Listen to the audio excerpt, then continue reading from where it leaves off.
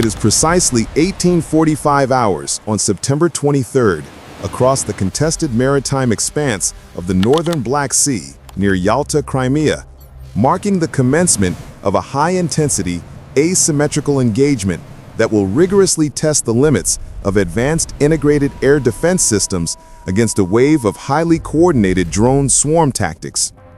A rapid onset, high-alert sequence is instantaneously initiated as sophisticated electronic warfare EW suites aboard the Russian Foros Sanatorium coastal defense complex register the simultaneous presence of multiple inbound, low-signature surface and aerial tracks originating from the seaward approaches, compelling this fortified VIP retreat and critical strategic command node to transition abruptly. The site shifts from routine readiness status to full-scale kinetic engagement posture in response to the escalating naval and air-surface threat, a situation demanding immediate and decisive action. The operational incident is currently being analyzed by defense specialists as a highly pertinent, factually grounded case study in the modern application of asymmetrical warfare.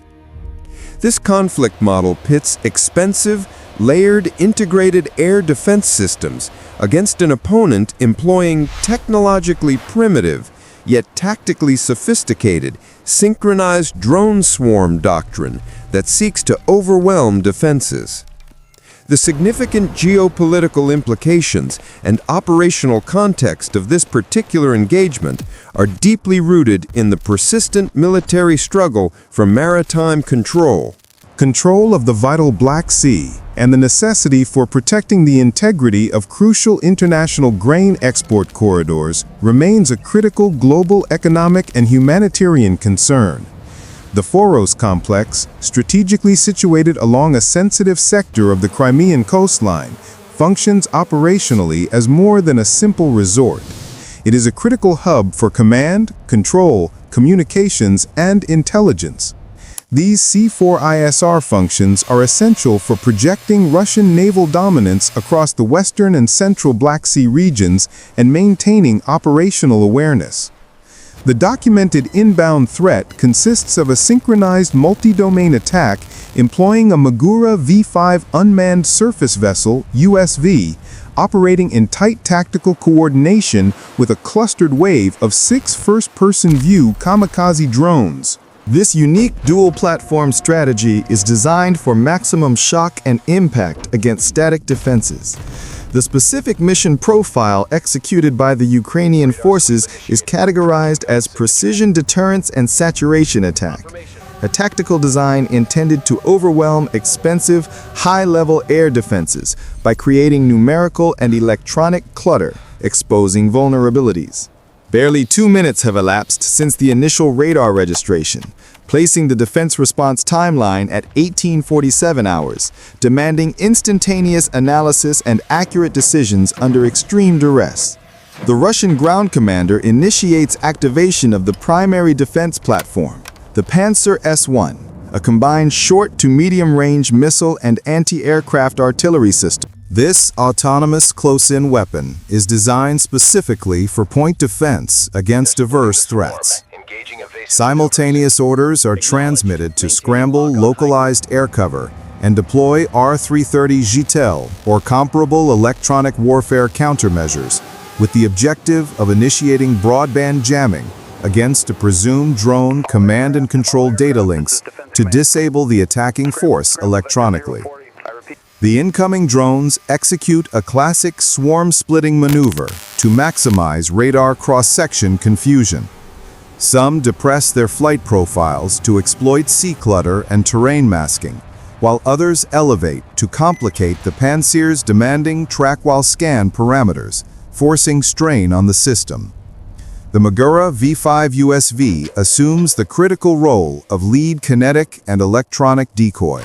The Magura V5 USV's streamlined hull design is optimized for high-speed, wave-skimming ingress into the defended zone, carrying an internal payload to enhance radar signature complexity. Upon reaching the optimal point, The USV actively dispenses strips of metallized fiberglass chaff, creating a broad, low-altitude cloud of false target returns that scatter X-band search pulses emitted by the Pantsir's acquisition radar. The 6 FPV drones, costing only a fraction of a single missile interceptor, are individually piloted by skilled operators exploiting sensor blind spots created by the coastline's steep topology, maintaining highly agile, low-observable flight paths to evade detection. The Russian kinetic defense response is initiated with rapid launch of multiple 57 E-6 series surface-to-air missiles from the Pantsir S-1 battery. These interceptors are designed for proximity-fused engagement and maximum lethal effect against clustered small-sized tracks. One FPV drone is destroyed by a dispersal of high-velocity shrapnel from a successful proximity interception, while a second drone is disabled by the overpressure wave, tumbling into the surf, a technical validation of Pantsir's extremely high kill probability under ideal conditions. Simultaneously, a standby Su-30SM Flanker H fighter, likely armed with R-27 or R-73 missiles, initiates a high-speed, low-pass maneuver across the engagement zone, employing maximum afterburner thrust. However, the FPV drone's minute size, low altitude, and minimal thermal signature prevent a clean lock-on by the fighter's IRST system, forcing it to overshoot and momentarily yield engagement to slower reacting ground units. On the ground, specialized Spetsnaz security patrols engage low-flying FPV platforms with sustained small arms fire, attempting a mission kill by disrupting the airframe or detonating the payload, an extremely low probability but tactically necessary action. The primary EW vehicles increase power output to maximum, flooding airwaves with intense RF static, causing latency and jitter in the FPV control link back to the remote operators. For a critical moment, the control signal of a single drone is corrupted, causing a brief vector divergence before the operator executes an emergency frequency hop to an alternate channel, recovering the drone onto its programmed attack vector with minimal delay. By 1849 hours, 4 of the initial drone swarm remain fully combat effective, aggressively pushing the inner perimeter defenses despite heavy losses. The Magura V5 executes its final maneuver, accelerating to maximize its visual and radar signature and draw maximum defensive fire. A structural suicide feint designed to absorb engagement resources and create a diversion. The Pantsir crew is forced to divide engagement effort between the high-priority sea surface craft and the remaining airborne threats, creating a window of opportunity for the attackers. Using the tactical diversion, 2 FPV drones successfully breach the defensive perimeter, exploiting a pre-calculated low-altitude radar shadow above the seawall where sensors cannot penetrate. Explosions flash against the outer structural components of the sanatorium complex, signaling initial kinetic penetration of layered defenses and causing significant localized structural damage to the outer buildings. High alert status should have resolved with engagement and neutralization of all inbound tracks. Yet the tactical situation rapidly deteriorates due to a critical saturation event engineered by the attackers. At 1856 hours, just as exhausted Pantsir crews conduct an emergency reload and the Su-30SM repositions, a second, previously unobserved wave of smaller, faster FPV drones begins stealthy ingress over the contested Black Sea. These secondary strike units exploit high electromagnetic clutter and structural exhaustion of Russian defenses, arriving when the initial swarm has maximized defensive resource depletion and personnel fatigue is high. Russian radar operators, fatigued and fixated on initial tracks, are critically late to acquire the stealthy, water-skimming profiles which are masked against persistent, high-amplitude sea clutter background. The sudden appearance of this second echelon, barely 2 kilometers from the perimeter, triggers an uncontrollable cascading failure within the defense posture. The Pantsir S1 systems, operating at maximum power for several minutes, report critical thermal overload warnings, causing rapid sensor performance degradation and a temporary engagement lockout, leaving the zone undefended. The Su-30SM is rendered tactically irrelevant, unable to re-engage with sufficient speed or clean sensor lock due to the complexity of the swarm tactics and low altitude of the targets. This high-tempo, multi-wave engagement successfully bleeds the expensive defense systems dry, leaving ground forces exposed and forced to face the new agile threat with minimal technological or missile support. By 1858 hours, the second swarm achieves direct physical penetration of the inner perimeter with minimal resistance, exploiting gaps created by system overloads. In the digital battle space, information is the only hard currency, and Russian forces, now in chaotic close-quarters engagement, are functionally blind due to coordinated EW and kinetic attacks on their sensors.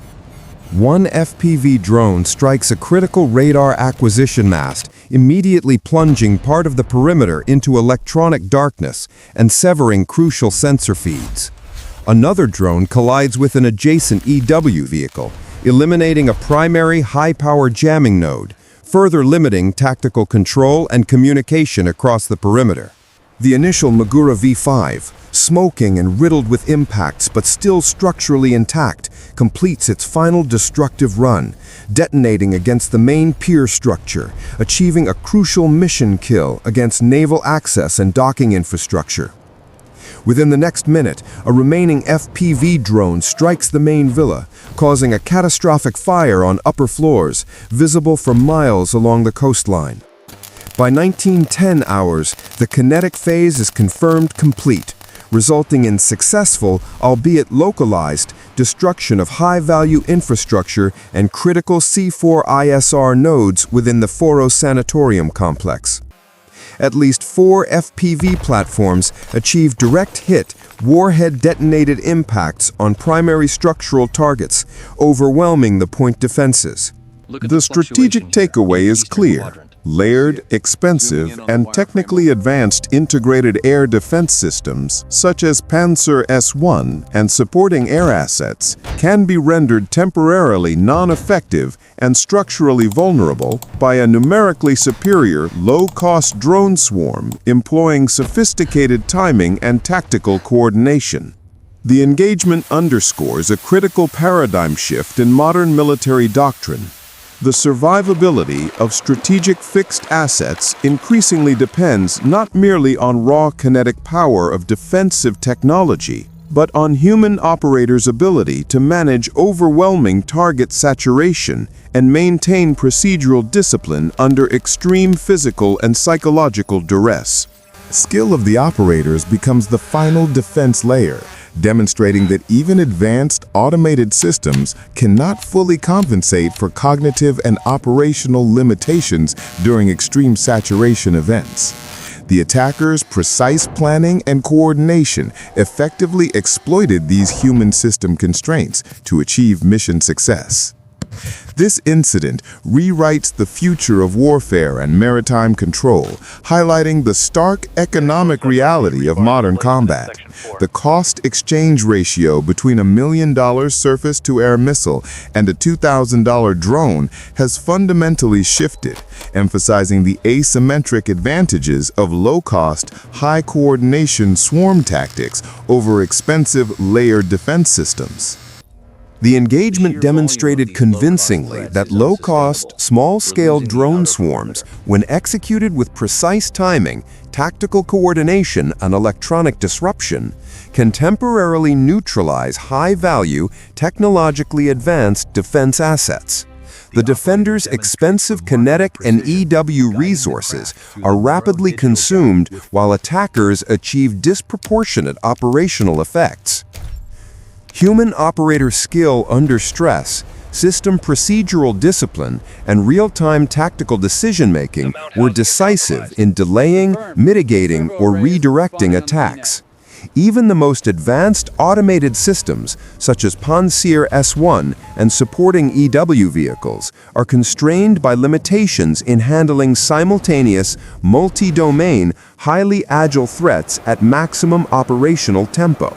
The operational lessons highlight a growing vulnerability of fixed, high-value strategic sites along contested maritime regions to asymmetric saturation tactics. Defense planners must now account for the combined effects of physical swarm penetration, EW interference, and operator fatigue, which together can compromise sophisticated point defense networks.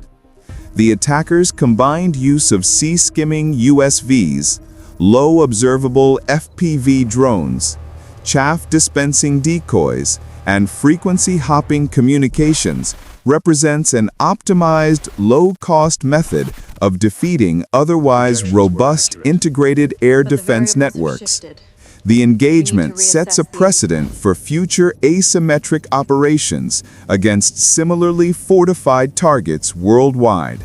The incident confirms a decisive operational reality. Overwhelming numerical pressure, coordinated maneuvering, and EW exploitation can yield mission success against technologically superior defenses. Tactical planning, careful timing of swarms, and exploitation of sensor blind spots are now as critical as the kinetic or electronic power of defensive systems. Commanders and defense architects must now reconsider the economic and procedural balance between high-cost defensive assets and low-cost offensive tools. The incident at Foros underscores the necessity of integrating adaptive, flexible, and layered counter-swarm capabilities into existing doctrines to ensure survivability of fixed infrastructure and strategic maritime assets.